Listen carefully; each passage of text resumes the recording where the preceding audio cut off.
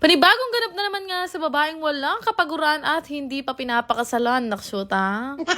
Bago nga kami umalis, ay bibigyan ko nga muna kayo ng update dito sa pinahihinog kong saging. Medyo tumataba na nga siya at malapit na siguro tong mahinog. Kaya naman, ayan na, sa mga nag-o-overthink at naghihingi nga ng update, ayan po, hindi po siya ninakaw.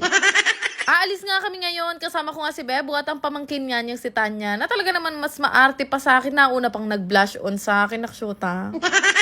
Bali, isinama na nga namin siya dahil kami nga ay mamimili ng mga gamit na kakailanganin pa sa SM Clark Okoy King. Nakasakay pa nga lang niya dito sa may cart, nagpabili na nga agad siya ng laruan. Pero binili na rin namin talaga dahil Diyos ko, baka umiyak at hanapin sa amin ng nanay. Bali, nakalista naman ngayon lahat ng bibilhin namin at inuna na nga namin tong alcohol at iba pang mga container na kakailanganin namin. Actually guys, mas gusto ko talaga namimili sa ganito dahil napakalaki talaga ng natitipid namin ni Bebo. Totoo nga kasi ang chismis na kapag ka nga may business ka na, nagiging kuripot at talaga naman sigurista ka. Nagpa-assist na nga lang kami sa mga staff dito para makita namin lahat ng nakalista namin. At after nga nun, naglipod na nga kami nitong si Tanya. Parang maling section nga tong nadaanan namin dahil bawat makita niya, ina-add to cart niya na, naksyuta.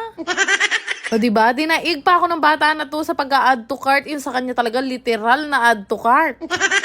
Natawa nga ako sa kanya dahil kung ano-ano talaga yung mga pinagkukuha niya, buti na lang talaga ay medyo mura dito. At sabi ko nga sa kanya, baka gusto mo tong dinosaur, cute naman. Meron nga ako isang nakitang laruan na hinawakan ko at maya-maya nga ay hiningi niya nga sa akin. Pambihira, sa dami ba naman laruan na pinagbibili namin sa kanya, ito daw ang pinaka-best toy na nabili niya, naksyuta. O diba, manya-manya pa yung kayabay nga na kay ni. 20 lang tong nabili ko sa kanya pero sabi niya, isoli ko na daw yung mga pinagbibili ko kanina. Pagkatapos nga noon, nagtingin na nga kami ni Bebo ng mga kakailanganin namin na basurahan. Ay grabe, sobrang laki nga ng natipid namin sa pamimili namin dito ni Bebo dahil nung nakaraan namili kami sa mall. Ay Diyos ko, may gisan ko sa halod.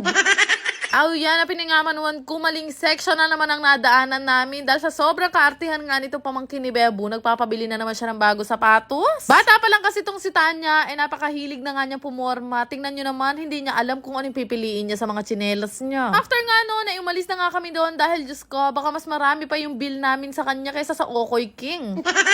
Tawang-tawa nga kami ni Bebo sa kanya kasi talagang binabantayan niya yung staff dahil baka itakbo yung laruan niya. Buti na lang yung bata na to, magaling ang pipili na laruan dahil yung mga pinipili niya, mumurahin lang. Chares!